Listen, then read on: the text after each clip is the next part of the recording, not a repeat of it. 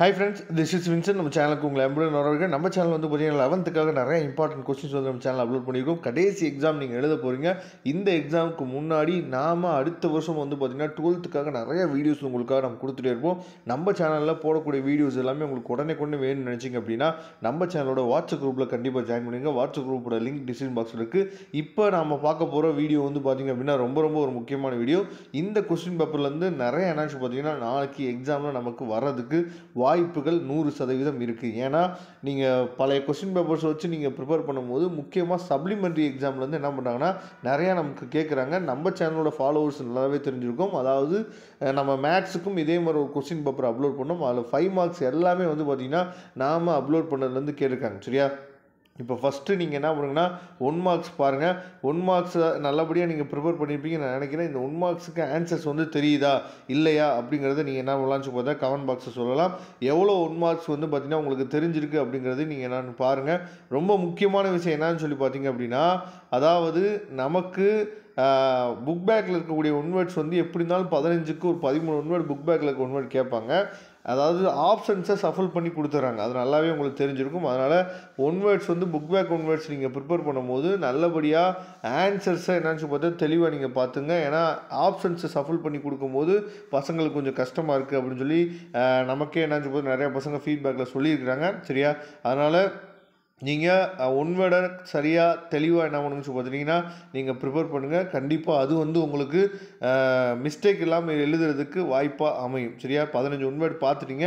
இந்த 15 ஒன் வேர்டில் நீங்கள் எவ்வளோ மார்க் வந்து ஸ்கோர் பண்ணுவீங்க அப்படிங்கிறத நீங்கள் கமெண்ட் பாக்ஸில் என்னாச்சு போத சொல்லுங்கள். இப்போ 2 மார்க்ஸ் 3 மார்க்ஸ் வந்து தனித்தனியாக நம்ம என்னாச்சு போத பார்த்துடலாம். இப்போ 2 மார்க்கில் 24வது கொஸ்டின் வந்து கம்பல்சரி ஒப்பு அணு நிறை வரையறு. சரியா? இப்போ இந்த கொஸ்டின் பேப்பர் நாளைக்கு வந்துச்சு அப்படின்னா நீங்கள் எவ்வளோ மார்க் வந்து ஸ்கோர் பண்ணுவீங்க அப்படிங்கிறதே கமெண்ட் பாக்ஸில் சொல்லுங்கள். n = 4க்கு சாத்தியமான ஆர்பிட்டால்களின் எண்ணிக்கையினை குறிப்பிடுக. அதுக்கப்புறம் நீர்வாயு மாற்ற வினை என்றால் என்ன? What is water case shift reaction? சரியா? ஒரு வாயுவின் கன அளவு மற்றும் மோல்களை தொடர்புபடுத்தும் கணித முறை வாய்ப்பாட்டினை தருக. அதுக்கப்புறம் கிப்ஸ் கட்டிலா ஆற்றலை வரையறு. சமநிலை செறிவில் எந்தவித மாற்றமும் இல்லையெனில் சமநிலையானது ஏன் இயங்கு சமநிலை என கருதப்படுகிறது அப்படின்னு சொல்லி கொடுத்துருக்காங்க. பின்வரும் சேர்மங்களின் வடிவமைப்பை எழுதுகன்னு சொல்லி கொடுத்துருக்காங்க. சரியா? Give the structure of the following components. சரியா?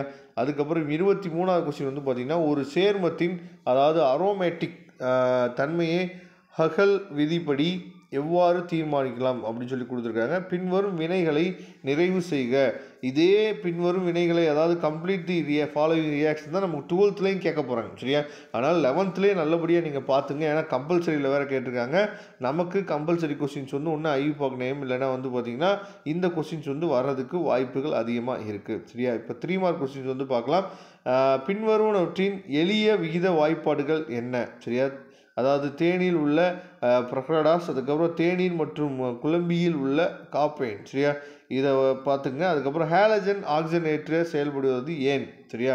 அதுக்கப்புறம் பாரிஸ் சாந்து எவ்வாறு தயாரிக்கப்படுகிறது? 28வது கொஸ்டின் வந்து இயல்பு வாயுக்களின் வாண்டர் வால்ஸ் சமன்பாட்டினை எழுதி அதில் உள்ள காரணிகளை விளக்குக. ரொம்ப முக்கியமான கொஸ்டின், அடிக்கடி எக்ஸாமில் கேட்குறாங்க. 29வது கொஸ்டின் ரொம்ப முக்கியமானது. ஐசோட்ரானிக் கரெக்ஷன் என்னும் அதாவது சொற்பதத்தை வரையறு. அதுக்கப்புறம் ரைட் ஷார்ட் நோட் ஆன் அதாவது ஹைபர் கான்ஜெக்ஷன். சரியா? அதாவது சிறு குறிப்பு வரைக பிணைப்பில்லா உடனேசுவு. அதுக்கப்புறம் 31வது கொஸ்டின் வந்து பார்த்திங்கன்னா அசிட்டைல் குளோரைடு அதிக அளவு CH3Mgl உடன் வினைப்படுத்தும் பொழுது என்ன நிகழும்? இதை தெளிவாக பார்த்துங்க. நெக்ஸ்ட்டு எது பூமியின் பாதுகாப்பு குடை என கருதப்படுகிறது? அதை பற்றி என்னன்னு பார்த்தீங்கன்னா எழுதணும். 33வது கொஸ்டின் வந்து கம்பல்சரி கொஸ்டின். ஆக்சிஜன் மூலக்கூறு ஆர்பிட்டால் வரைபடத்தை வரைக. அதன் பிணைப்பு தரத்தை கணக்கிடுக. மேலும் O2 மூலக்கூறு பாரா காந்தத்தன்மை கொண்டது என காட்டுகன்னு சொல்லி கொடுத்துருக்காங்க. இதை தெளிவாக பாருங்கள். Compulsory question. அதுக்கப்புறம் 5 மார்க் கொஸ்டின்ஸ் வந்து பார்த்திங்க அப்படின்னா நமக்கு ஃபிசிக்ஸை கெமிஸ்ட்ரியை பொறுத்த வரைக்கும் நமக்கு 5 மார்க்ஸ் எப்போயுமே வந்து பார்த்திங்கன்னா சப்ளியூஷன் 1 சப்ளியூஷன் 2 தான் மேக்ஸிமம் நமக்கு கொடுப்பாங்க. டைரக்ட் 5 மார்க் கேட்டாங்க அப்படின்னா தயவுசெய்து நீங்கள் அந்த கொஸ்டின்ஸ்லாம் முக்கியமாக நீங்கள் நோட் பண்ணி வச்சுக்கோங்க. ஏன்னா டைரக்ட் 5 மார்க் வந்து நமக்கு கேட்குறதே கொஞ்சம் ரேராக தான் இருக்குது. அதனால் எப்படி இருந்தாலும் ஒரு 2 or 3 கொஸ்டின்ஸ். சரியா? எப்படி இருந்தாலும் சப்ளியூஷன் 1 சப்ளியூஷன் 2 தான் கொடுக்க போகிறாங்க. டைரக்ட் 5 மார்க் கொஸ்டின் வந்து ஒரு 2 கொஸ்டின் வர்றதுக்கு வாய்ப்புகள் இருக்குது. இப்போ 34வது கொஸ்டின் வந்து பார்த்திங்கன்னா சப்ளியூஷன் 1 சப்ளியூஷன் 2 தான் கொடுத்துருக்காங்க. மோல் போல் என்னும் வார்த்தையிலிருந்து என்ன புரிந்து கொண்டாய்? மூளைவிட்ட தொடர்பை விவரின்னு சொல்லி கொடுத்துருக்காங்க. அதுக்கப்புறம் டைரக்ட் 5 மார்க் ஒன்று கொடுத்துருக்காங்க. போர் அணு மாதிரியின் கருத்து கொள்கையில எழுதுக. நெக்ஸ்ட் 35வது கொஸ்டின் வந்து ஆர்த்தோ மற்றும் பாரா ஹைட்ரஜன் என்றால் என்ன? பாரா ஹைட்ரஜனை ஆர்த்தோ ஹைட்ரஜனாக எவ்வாறு மாற்றுவாய்? அதுக்கப்புறம் பி கொஸ்டின் வந்து பார்த்திங்கன்னா கால்சியத்தின் உயிரியல் முக்கியத்துவத்தை விவரி, பாயிலின் விதியினை தருக. ஸ்டேட் பாயில்ஸ் லா. சரியா, ரொம்ப ரொம்ப முக்கியமான கொஸ்டின். இதை 2 மார்க்லையும் கேட்கறதுக்கு வாய்ப்புகள் இருக்குது. சரியா, அதுக்கு தெளிவாக பார்த்துங்க. 36வது கொஸ்டின் வந்து பார்த்திங்கன்னா வெப்ப இயக்கவியலின் 3ஆம் விதியினை கூறுக. State the third law of thermodynamics. சரியா, ரொம்ப ரொம்ப முக்கியமான கொஸ்டின். அதுக்கப்புறம் ஒரு சம் வந்து கேட்டிருக்காங்க. 127 டிகிரி செல்சியஸ் மற்றும் 47 டிகிரி செல்சியஸ் ஆகிய வெப்பநிலைக்கிடையே செயல்படும் ஒரு இயந்திரம் உள்ள வெப்ப மூலத்திலிருந்து ஒரு குறிப்பிட்ட அளவு ஆற்றலை உறிஞ்சுகிறது.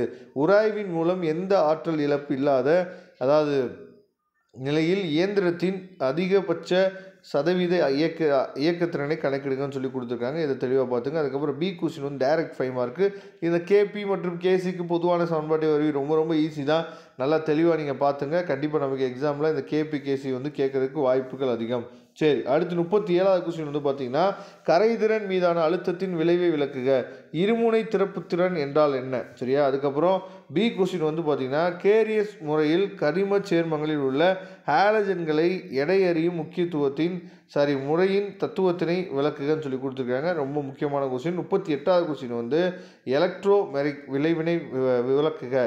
1 பியூட்டைன் மற்றும் 2 பியூட்டைனை எவ்வாறு வேறுபடுத்தி அறிவாய்? அதுக்கு பி கொஸ்டின் என்ன கொடுத்துருக்காங்கன்னா பசுமை வேதியியல் என்றால் என்ன? உயிருள்ள மற்றும் உயிரற்ற துகள் பொருள் மாசுகளை வேறுபடுத்துக்குன்னு சொல்லி கொடுத்துருக்காங்க. தெளிவாக நீங்கள் பார்த்துங்க.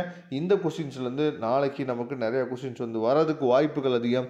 Okay friends, thank you. நம்ம நெக்ஸ்ட் வீடியோ பார்க்கலாம். அதுவரை முடிந்து விடைபெறுவது உங்கள் நண்பன் வின்சென்ட். தேங்க்யூ.